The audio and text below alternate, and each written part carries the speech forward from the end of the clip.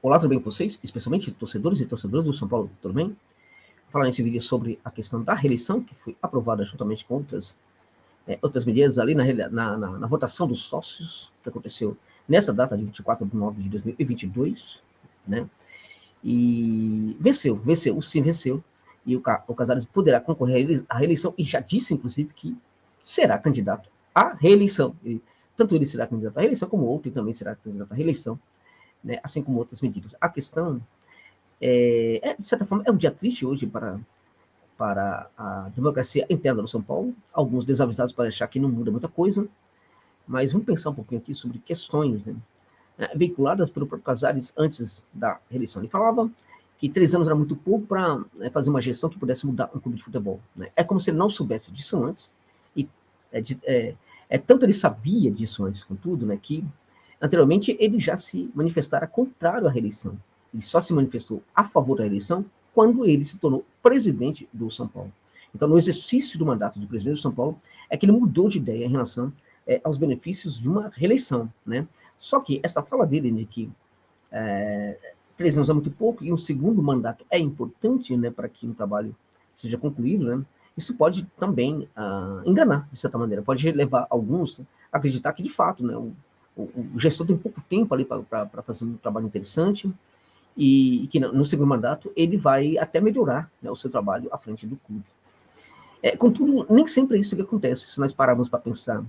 Na essência, o que significa a luta por um segundo mandato, vamos concordar, temos que concordar, que os maiores esforços dos gestores que estão no poder são justamente, né, os maiores esforços são justamente para fazer uma gestão muito boa, para ficar muito bem com a torcida, ficar muito bem com os sócios, ficar muito bem com os votantes, né?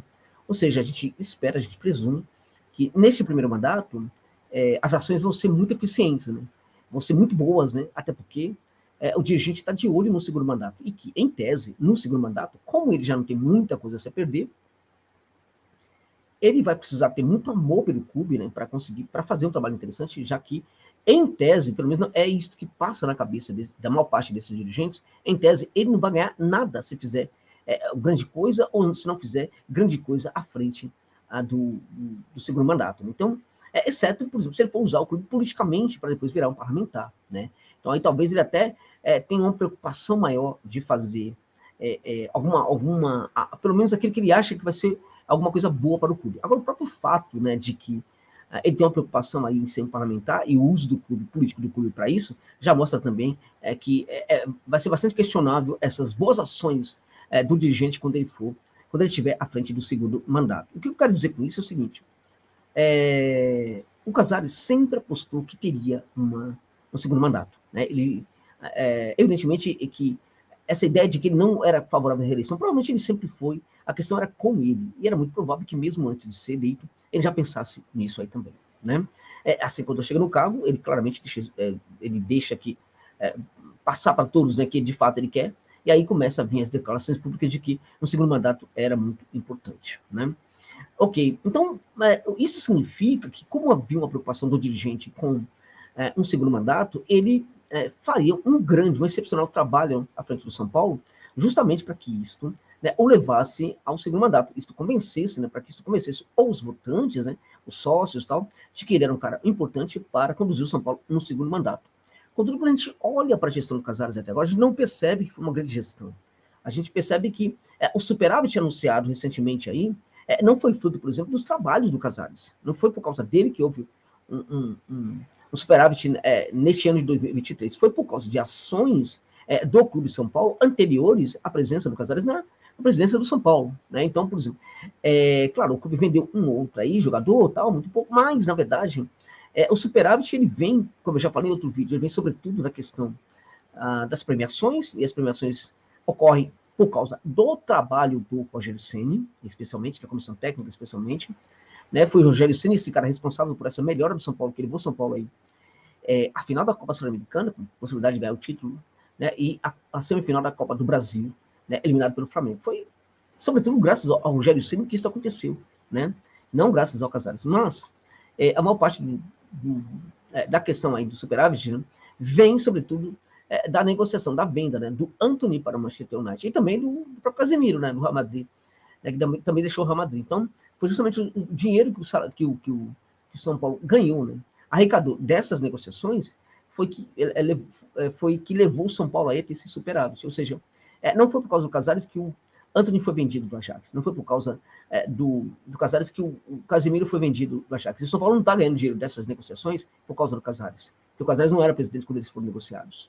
Entende? Então, é isso que constrói aí esse superávit.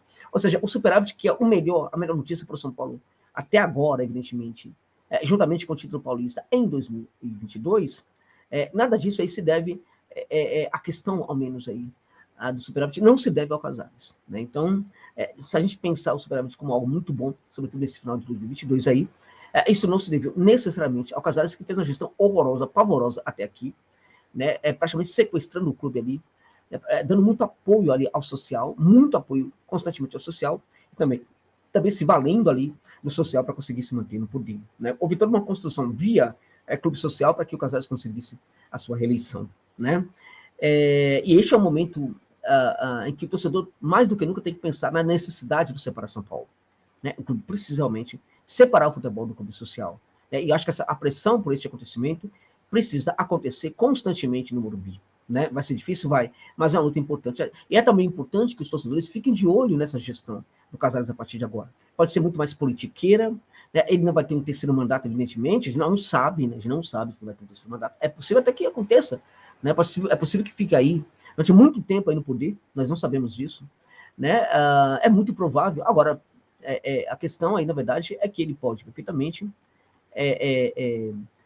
também usar o clube politicamente aí para conseguir ter um perfil político aí para as próximas eleições. Então, ou vai ter um terceiro mandato, né? O que, na minha opinião, isso não ficou muito claro, né? Seria assim uma coisa horrorosa, seria praticamente uma ditadura no São Paulo até o dia em que ele desejar não ser mais presidente. Ou então ele vai usar o São Paulo politicamente.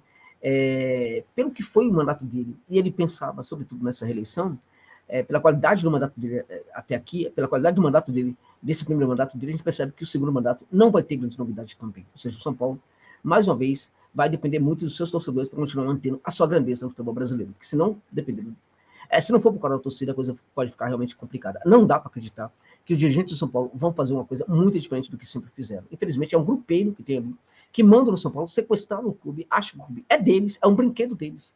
Né? Não faz parte da torcida. É isto em que eles acreditam, infelizmente, e agora o torcedor precisa, na verdade, entender isso. Ele precisa salvar o São Paulo. Salvar o São Paulo e ficar atento ao que pode fazer o Casares e a sua trope, né? Os seus blue caps, e também pressionar para que haja separa São Paulo ali, para que o clube social se separe do futebol e vá cuidar da sua vida aí, né?